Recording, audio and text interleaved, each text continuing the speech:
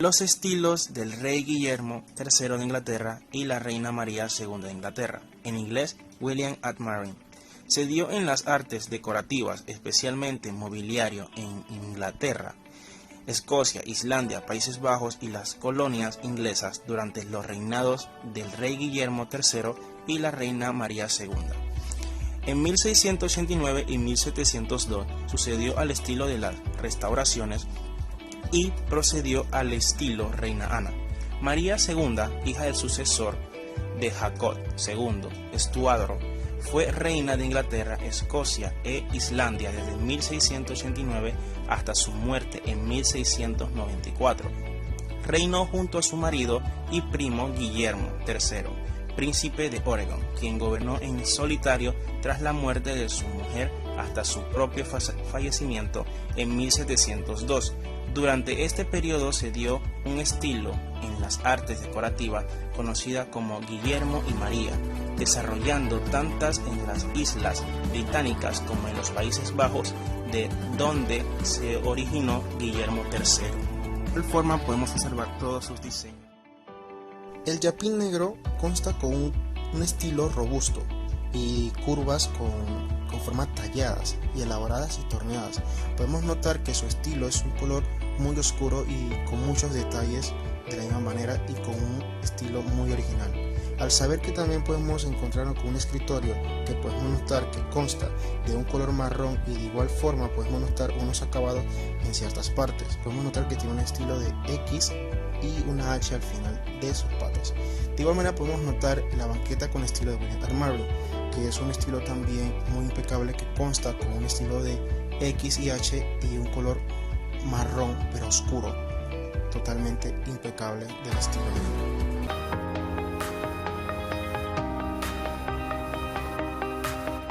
El siglo XVIII marca el inicio del estilo inglés. Se dio la introducción de la madera de caoba, cuya ductilidad, finura y belleza hacen de ella la madera esencial por excelencia. El estilo inglés y original Reina Ana se dio durante el gobierno de la Reina Ana de Inglaterra. Es el primer barroco puro, sobrio y elegante. Con él se inicia el uso del mueble con patas cabriolet de origen oriental, rematadas en disco sobre el suelo o garra de león. La silla Reina Ana tiene el respaldo alto y curvo, con pala central, también llamada plat o lira, y las patas delanteras curvadas. Incluso se decoraban en la parte superior de la silla con conchas o cabezas de animales. También se usaban el travesaño H. Los asientos son acolchados, bordados de lana y seda. De esta silla derivan los sillones del mismo estilo con brazos curvos. Después de este tiempo se crea una multitud de muebles muy prácticos y elegantes. Estos han preservado sus altos estándares hasta nuestros días. Entre los nuevos muebles está el Highboy, un armario con gabinete dividido en 2 secciones. El secretaire, un escritorio con tapa abatible y cajones decorados. El Burial Cabinet consta de un secretario de cuerpo alto, cerrado con puertas. El Tallboy, 2 cómodas superpuestas. El Chest of Drawers, una arca cómoda. El Cabinet, un armario de gabinete. El Mirror Toilet, un tocador cómodo. El Clock Case, el reloj de pie.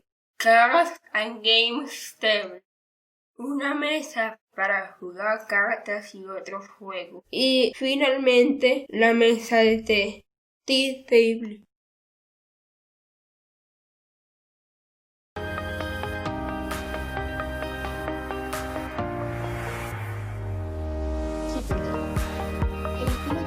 Es la tendencia decorativa que ganó gran popularidad en la Inglaterra a finales del siglo XVIII. Su principal exponente fue el ebanista inglés Thomas Chippendale, quien dio nombre propio a este estilo. No era un simple artesano, sino que actuaba como diseñador de interiores, interviniendo en aspectos como el tipo de muebles que debían incorporarse a una habitación o el color de sus paredes. Su reputación creció tanto que llegó a diseñar el mobiliario de gran parte de la nobleza inglesa. Thomas Chippendale se considera como creador de mueble inglés, ya que constituyó la figura más relevante en la especialidad de ese país. Su vida como creador fue muy inquieta, lo que motivó que no tuviera una línea estable de su diseño, sino que éste estuviera en constante evolución. El estilo Chippendale en fusión de tendencias. Debido al éxito que tuvo en Inglaterra y posteriormente en Estados Unidos, podemos afirmar que muchos de los modelos de silla que este artesano creó son hoy en día todo un símbolo de vanguardia. Pero, ¿por qué ha triunfado este estilo?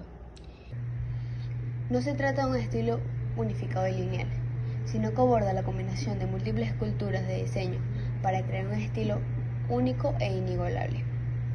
Fueron muchos los estilos en los que Chippendale se inspiró para crear un mobiliario, pero a grandes rasgos podemos distinguir tres: el estilo Chippendale rococó, el estilo gótico y el estilo chino. Los muebles Chippendale son recargados y elegantes. Sus características más distintivas son sus patas talladas estilo cabriolet o pie de garra, que inmediatamente nos recuerda a la pata de león. También son característicos los respaldos calados, los tallados y los repujados con intrincados diseños. Thomas Chippendale no aporta nada nuevo básico al mueble. Su obra consiste en la interpretación de los estilos antes señalados y la perfecta combinación de los mismos.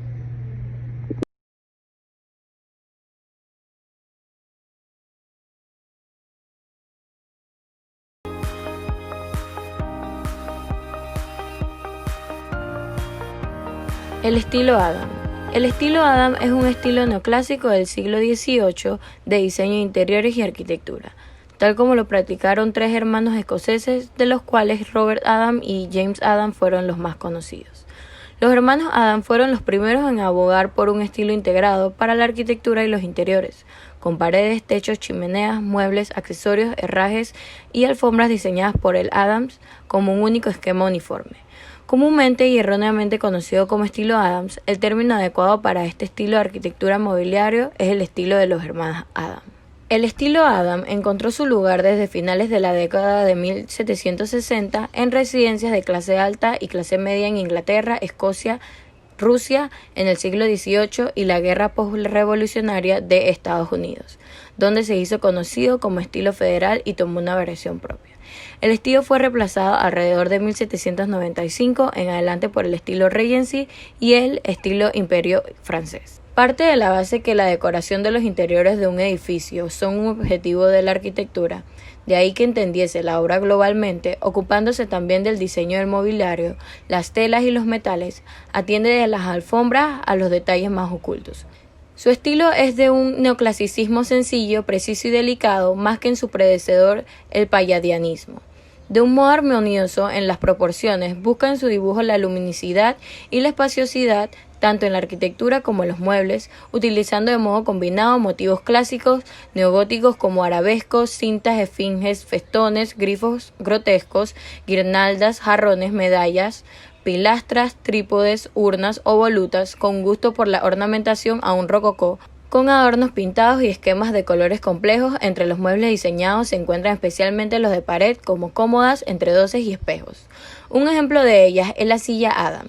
Está caracterizada por presentar líneas talladas y motivos como columnas y festones calados que están en un segundo plano respecto a los enchapados de maderas claras de la estructura.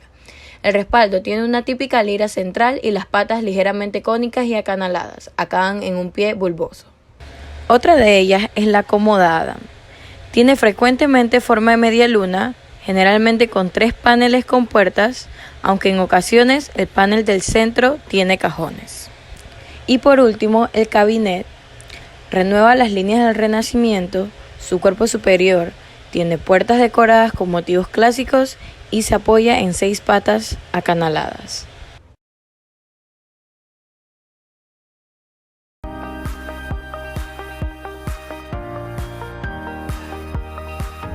George Hepplewhite fue un artesano ebanista inglés del siglo XVIII, y como sucede con muchos artistas, su nombre creó fama después de la muerte.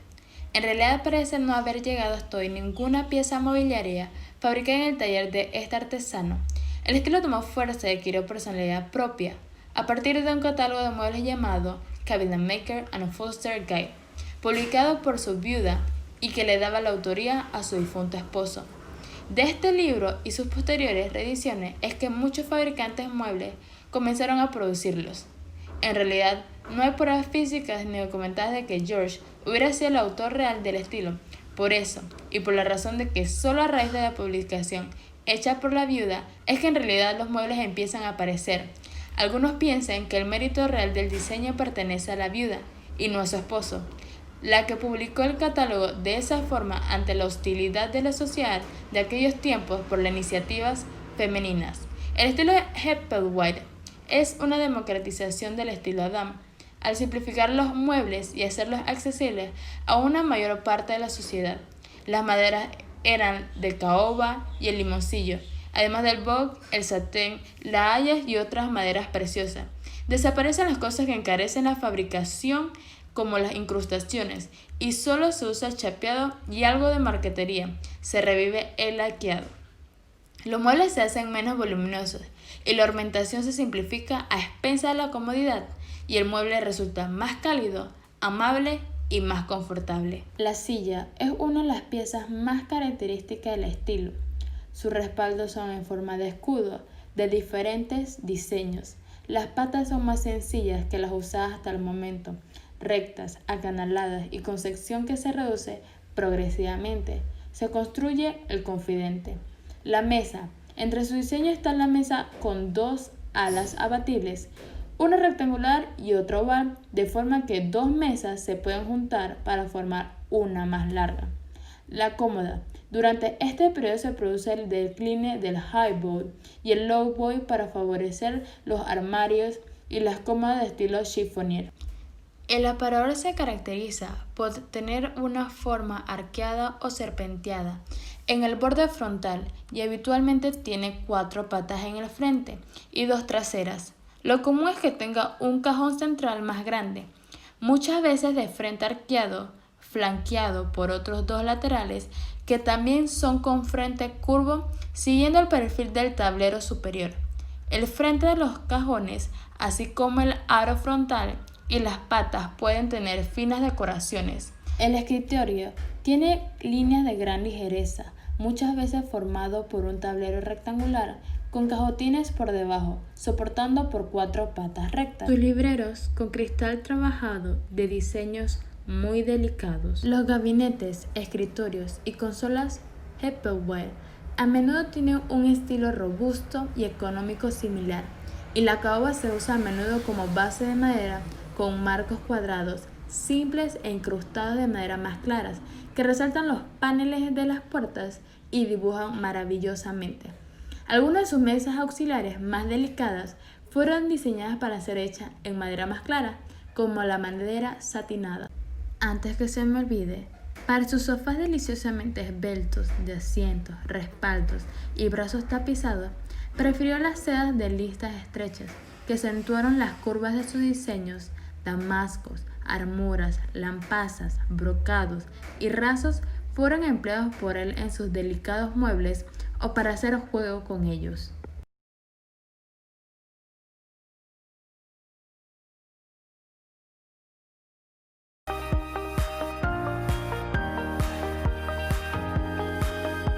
Origen y contexto de Thomas Sheraton. Thomas Sheraton nació en Stockton-on-Tees, Inglaterra, en 1751 y murió en 1806.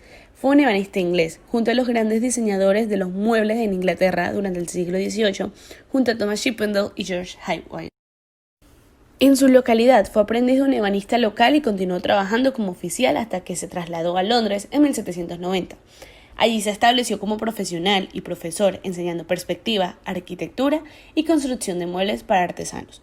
No se sabe cómo alcanzó el conocimiento o la fama para esta actividad, pero parece que llegó a disfrutar de un moderado éxito.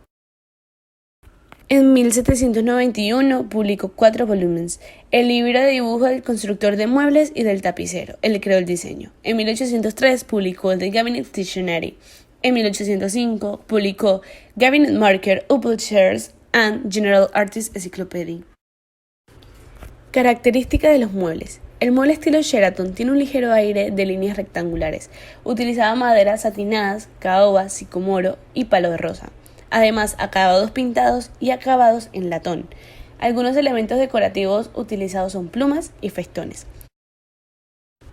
Las características de sus sillas eran barras rectas, respaldos poco decorados, patas delgadas. Las últimas décadas del siglo XVIII está marcada por las novedades que realizó el ebanista Thomas Sheraton, entre las que destacan los muebles, escritorios de tapas cilíndricas y así como las mesas y los muebles de sobrearriñonados. Las sillas y sillones asemejan mucho a la forma original de las sillas romanas. En ellos los respaldos y asientos eran acompañados en muchas ocasiones de una rejilla. Fue el teórico más importante de su época y en 1802 publicó un famoso directorio. El estilo Sheraton es el más cercano al neoclásico francés. Sus sillas, sillones y sofás tienen un marcado corte imperio en muchos de los diseños, aunque en otros casos siguen más las delgadas líneas entre Chippendale y Highway. Al principio sus diseños eran esbeltos y ligeros, pero posteriormente, y debido a la influencia del directorio francés y del estilo imperio, las formas se fueron haciendo más pesadas y las decoraciones más profusas.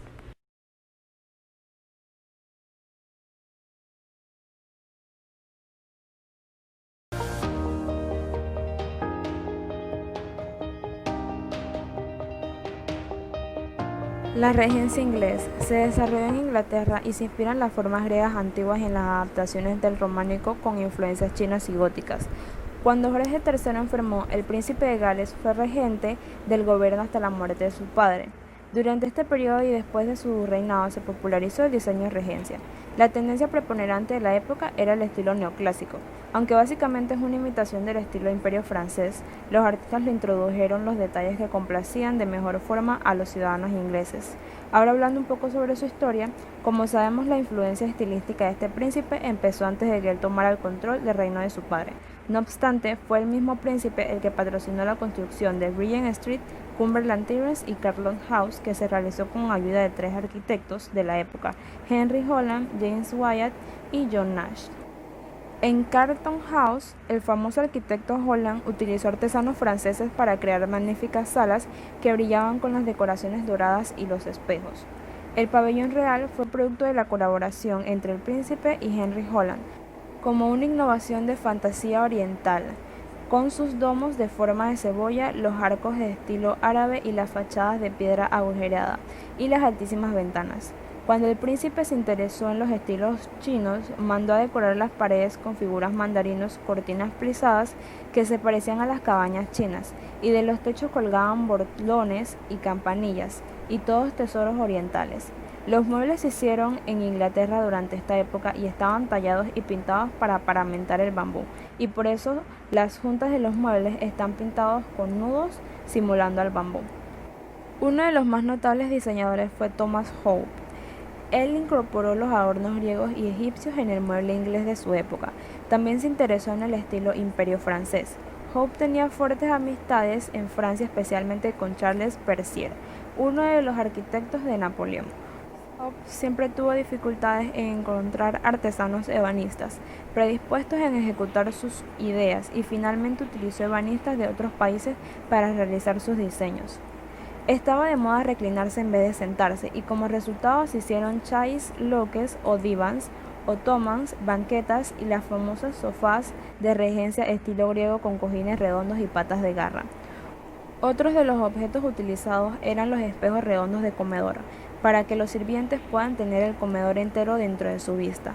Las mesas de comedor eran 2 o más pedestales centrales y los ebanistas utilizaban la madera del satín como adorno, pero principalmente preferían la madera más oscura de gran riqueza de color y profundidad de vetas, para hacer contrastes con los filetes y las marqueterías de bronce, como también los adornos y las galerías de bronce dorado.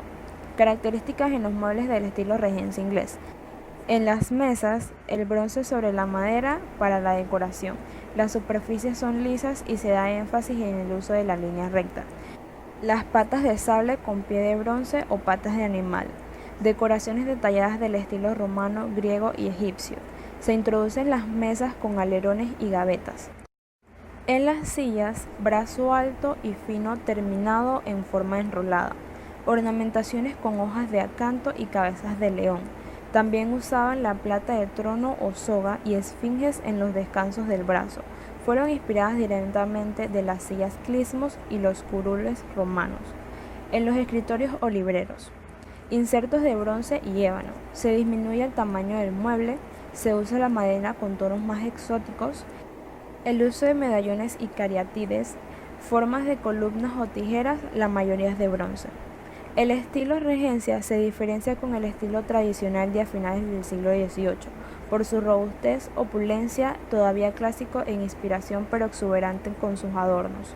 Los volúmenes eran sencillos y sólidos, mayormente con líneas horizontales bajas, grandes superficies sin interrupción, curvas suaves y con discreta canalización. El estilo regencia ya estaba bien establecido y actualizado cuando Guillermo IV se coronó rey, pero este evento fue el final del estilo regencia.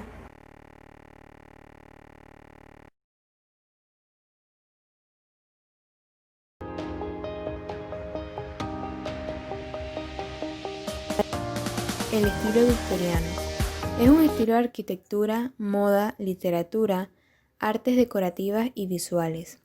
Se caracteriza por ser gótico y romántico. Surgió a mediados y finales del siglo XIX durante el reinado de la reina Victoria de Gran Bretaña.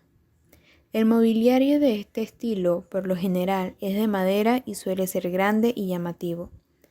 La gran mayoría de estos muebles eran hechos y tallados a mano, con muchos ornamentos y líneas ondulantes. La ornamentación es algo que se caracteriza al estilo victoriano, pudiéndose observar en el diseño interior y en las fachadas. El ladrillo fue un material principal que se utilizó, pero también la cerámica se incluyó, y tomó un papel importante, así como las mezclas de dos colores en una fachada. Las telas que más se utilizaban en el estilo son el terciopelo con estampados florales y los podemos ver en tapizados y cortinas. Básicamente, el bordado era una actividad muy típica de aquella época, y es porque las telas cobraban una importancia fundamental en lo victoriano. Utilizaban muchos colores vivos en tonalidades oscuras, como el rojo, el verde y el morado.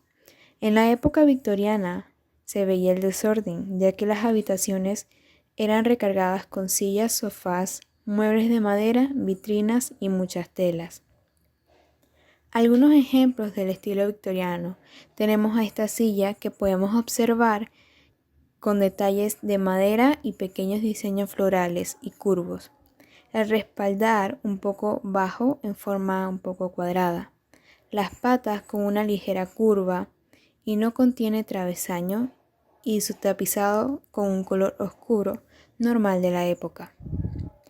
La mesa de pañuelo se caracteriza por tener un tablero cuadrado grande, cuyas 4 esquinas son triángulos montados con bisagras, que se pueden recoger al centro como si fueran las esquinas de un pañuelo, con lo que queda el tablero de menor tamaño. Sus patas también tienen una pequeña curva. La cómoda. Una cómoda o baja cómoda estaba hecha de maderas exóticas, sobre patas de cabriole, y a menudo muy decorada con partes superiores de marquetería, que era el trabajo en la madera, cuero y mármol. Un nuevo tipo de cofre, el gabinete alto y delgado, se hizo popular durante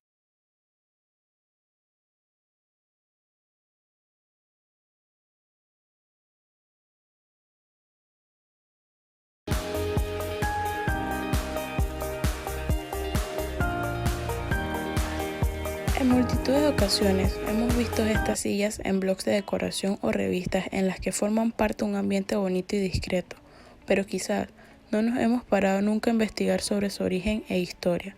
Las sillas Windsor toman su nombre de la ciudad inglesa de Windsor, donde nacería en el taller de un artesano llamado Lucian Ercolani. Años después, los colonos ingleses se la llevan a las colonias del Nuevo Mundo fascinados por su diseño simple y su ligereza. Al llegar al norte de América, pese a sus orígenes ingleses, adquirió su mayor popularidad. Los artesanos y fabricantes de muebles simplificaron aún más su diseño, eliminando la espina central, uniformando el respaldo formado por varillas. Esta silla contaba con distintas variaciones o modelos, pero la estructura era la misma, respaldo de varillas sujetas por un marco apoyado en un asiento al que se fijaba una base con 4 patas torneadas o lisas, unidas por un travesaño. La diferencia residía en el tipo de marco que sujetaba las varillas. Los había de muchos tipos, pero predominaban 2 sobre el resto: la bow back, el arco, y la fan back, el abanico, pieza superior curviada hacia afuera, ambas piezas dobladas al vapor. Hemos hablado de sus diferencias, pero si algo tenían en común el modelo inglés original y su reinterpretación americana es que estaban realizadas con madera de excelente calidad: el pino, el roble y el arce. Repasando la historia americana, nos encontramos que estas butacas aparecen en diversos episodios históricos, documentos y famosas pinturas. Un ejemplo muy paradigmático y visual es el en el que podemos mostrar en esta imagen, que retrata a 2 presidentes de Estados Unidos, Benjamin Franklin y Thomas Jefferson, redactando y firmando posteriormente la Declaración de Independencia, sentados en una Windsor. Esto es bastante llamativo, y más si nos cuentan que el presidente George Washington contaba con 27 sillas Windsor en su casa. Las técnicas y modelos alcanzaron su momento de mayor esplendor, convirtiéndose en un mueble accesible y económico. Estas sillas pasaron a protagonizar los jardines, salones y cocinas de miles de hogares desde la costa este a la costa oeste. Aunque fue modernizada y adaptada a las nuevas modas, su uso entró en un declive y casi cayó en el olvido. No ha sido hasta el principio de la segunda década, actualmente, cuando el resurgimiento de los usos de muebles clásicos renovados y gracias a la pasión por lo vintage y el mueble con historia, se ha rescatado esta bonita silla clásica.